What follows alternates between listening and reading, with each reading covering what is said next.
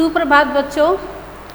आज हम हमारा जो अगला अध्याय है लिंग विषय पर हम चर्चा करेंगे। लिंग को जिसे हम कहते हैं हमारे इंग्लिश भाषा में उसे हम लिंग कह देते हैं, लेकिन हमारी हिंदी भाषा में उसे हम क्या कहते हैं बच्चों? उसे हम कहते हैं लिंग, और इंग्लिश में हम उसे कह देते हैं जेंडर। ठीक है, तो जेंडर क्या होता है? जेंडर होता है आपका लिंग, यानी कि ऐसे शब्द जो आपको पुरुष अथवा स्त्री जाति का बोध करवाते हैं, तो उसे हम क्या कहते हैं?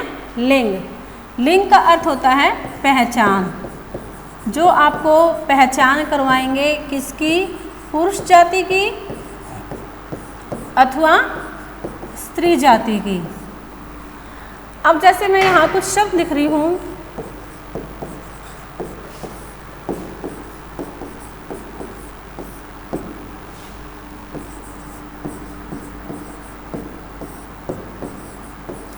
तो देखिए अब आपको पता चल रहा है कि जो लड़का है ये हमारा पुरुष जाति का है, स्त्री ये स्त्रीलिंग है, पुरुष यानी कि ये आपका पुल्लिंग है, और ये आपका भी नर जो है ये भी पुल्लिंग है। यानी कि ऐसे शब्द जो आपको पुरुष अथवा स्त्री जाति का बोध करवाते हैं उन्हें हम लिंग कहते हैं। पुरुष जाति का बोध करवाएगा तो उसे हम क्या कहेंगे? पुल्लिंग, और स्त्री जाति का बोध करवाएगा तो उसे हम क्या कहेंगे? स्त्रीलिंग। तो लिंग के हमारे कितने प्रकार होते हैं? लिंग के हमारे दो प्रकार होते हैं। सबसे पहला है हमारा पुल्लिंग, और दूसरा कौन सा है? हमारा स्त्रीलिंग। ठीक है, तो अब हम पुल्लिंग और स्त्रीलिंग इन पर हम चर्चा करेंगे कि भाई अगर पुल्लिंग शब्द आ जाए तो उन्हें हम कैसे पहचानेंगे। ठीक है, तो सबसे पहले हम लेते हैं पुल्लिंग। अब इसके बेटा कुछ सामान्य से नियम हैं जो आप याद रख सकते हो। सबसे पहला नियम क्या है कि अकारांत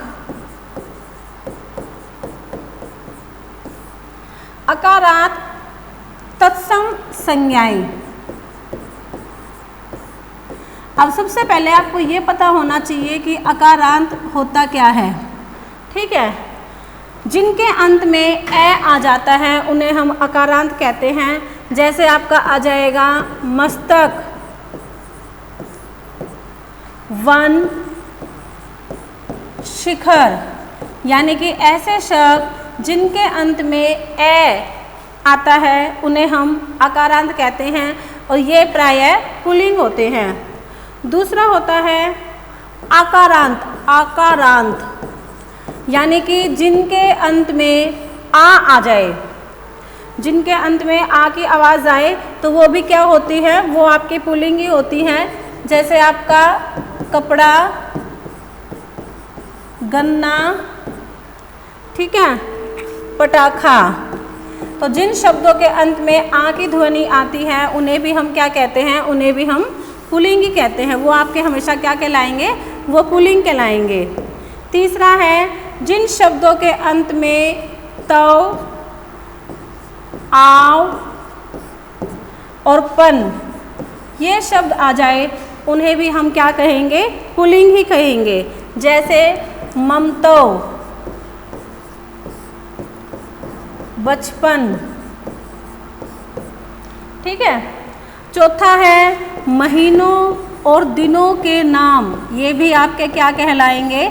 ये भी आपके पुल्लिंग ही कहलाएंगे। महीनों और आपके दिनों के नाम ये पुल्लिंग होते हैं। जैसे वैशाख, श्रावण, रविवार, सोमवार, मंगलवार, बुधवार। उसके बाद पर्वतों के नाम, जितने भी आपके पर्वतों के नाम हैं वो आपके किस में आ जाएंगे?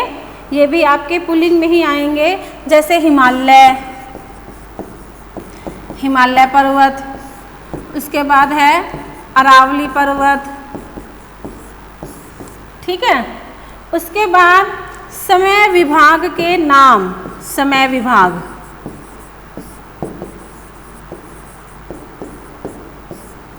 जैसे आपके आ जाएंगे क्षण, समय, घंटा, मिनट, ये आपके किस में आ जाएंगे, ये भी आपके पुल्लिंग में ही आएंगे।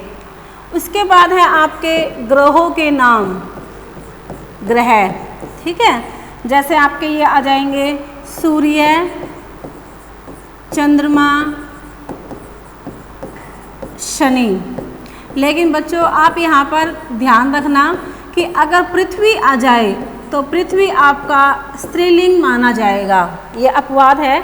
उसके बाद आपके आ जाएंगे धातुओं के नाम,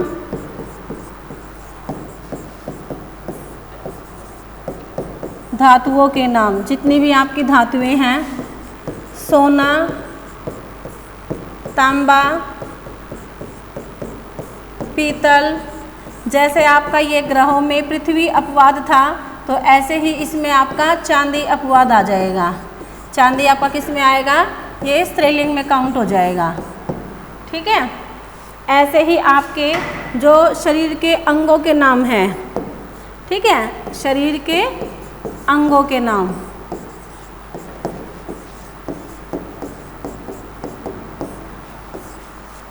तो इसमें आपका आ जाएगा हाथ,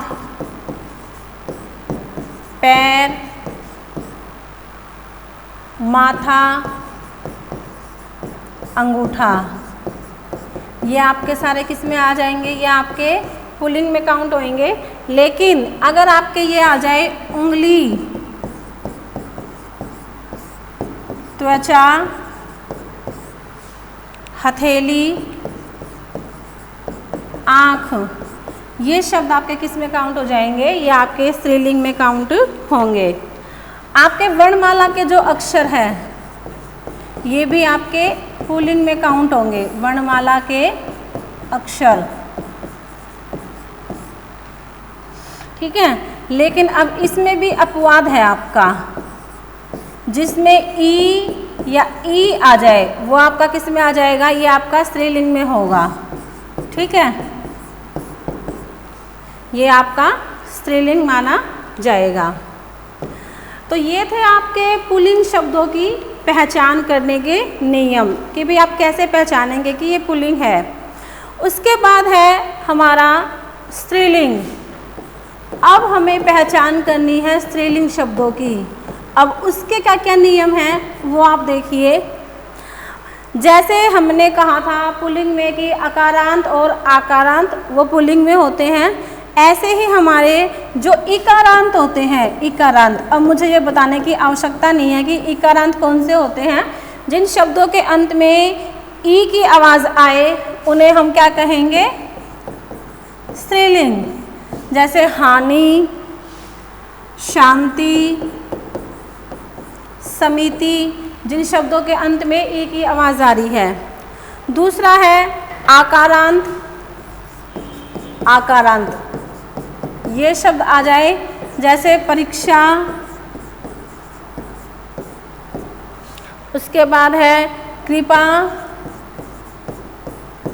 सभा, ठीक है, दया, सूचना, ये शब्द आपके किस में आएंगे, ये स्त्रीलिंग में आएंगे। अब जिन शब्दों के अंत में आई, आहट, ता, ती,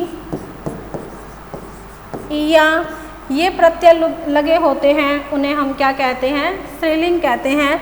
जैसे मिठाई, चिकनाहट, ठीक है। नदियों और झीलों के नाम, ये भी आपके किस में आएंगे, ये आपके स्त्रीलिंग में काउंट हो जाएंगे। सरस्वती, गंगा, कावेरी, ठीक है, ये आपके किस में काउंट हो जाएंगे, ये आपके स्त्रीलिंग में काउंट हो जाएंगे। उसके बाद है आपका भाषा, बोली और लिपि। ये भी आपके किस में काउंट होंगे? ये भी आपके स्त्रीलिंग में काउंट होंगे। जैसे आपकी भाषा ले लीजिए, हिंदी, पंजाबी, ठीक है, पहाड़ी, देवनागरी, ये आपकी बोली लिपि में काउंट हो जाएंगे। उसके बाद है जिन शब्दों के अंत में तय वाली संज्ञाएं आ जाए, जैसे रात, बात, लात,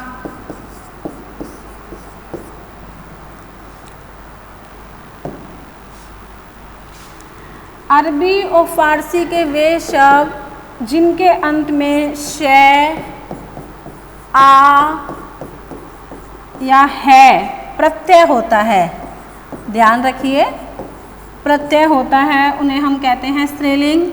जैसे हवा, दवा, रहा। 8वां है ख अंत वाली संज्ञाएं, जैसे राख, जिनके अंत में ख आ जाए, राख, बीख, सीख, ठीक है। और 9वां है हिंदी की धातुओं से अन प्रत्यय लगकर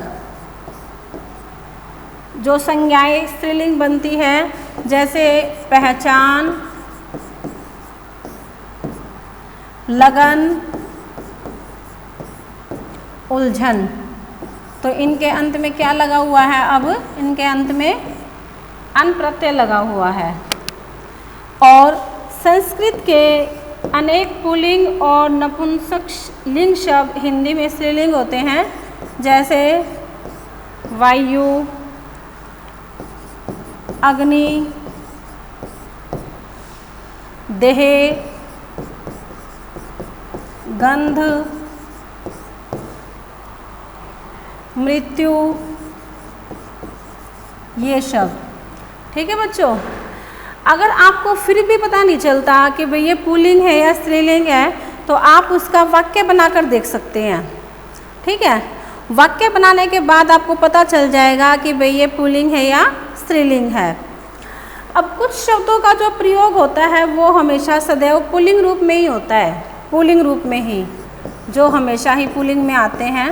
जैसे आपके खरगोश,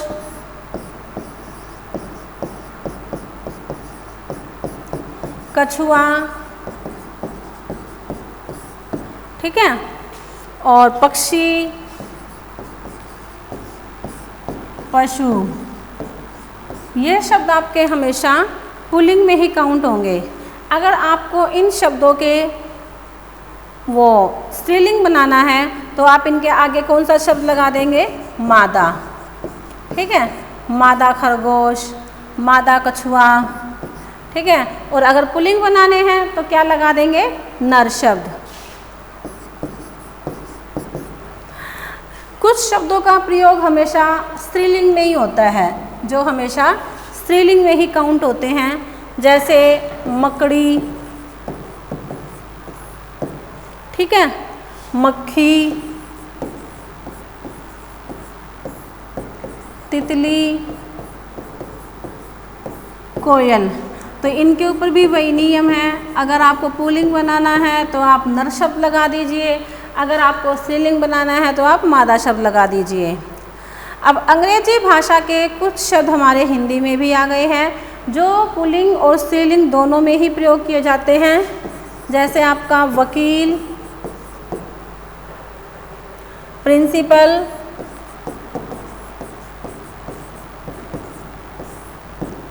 डॉक्टर, ठीक है। तो ये आपके अंग्रेजी में भी होते हैं और हिंदी में भी होते हैं। और कुछ ऐसे शब्द हैं जो पुल्लिंग और स्त्रीलिंग दोनों में ही काउंट होते हैं। शिशु, दोस्त, मित्र, बर्फ, मेहमान, अतिथि आदि। ये आपके पुल्लिंग में भी हो सकते हैं, ये आपके स्त्रीलिंग में भी हो सकते हैं, दोनों में ही ये आपके काउंट हो सकते हैं। तो बच्चों आज हमने ये लिंग का चैप्टर पढ़ा है और आप शुरू से इसे पढ़ते भी आ रहे हैं, थर्ड क्लास से क्या बल्कि फर्स्ट क्लास से ही आप इसे पढ़ते आ रहे हो। आपको बताया जाता है कि पुल्लिंग है इसका स्त्रीलिंग बनाओ, स्त्रीलिंग है इसका पुल्लिंग बनाओ। तो अब क्योंकि आप थोड़े बड़े हो गए हो, आप 8th कक्षा में हो गए हो, 8वीं कक्षा के विद्यार्थी बन गए हो, तो अब आपको थोड़े से नियमों का भी ध्यान रखना पड़ेगा। ठीक है, तो नेक्स्ट चैप्टर में फिर हम आपसे मिलेंगे। कोई अगर आपका सुझाव है, कुछ दिक्कत है, कोई शंका है तो आप पूछ सकते हैं। धन्यवाद।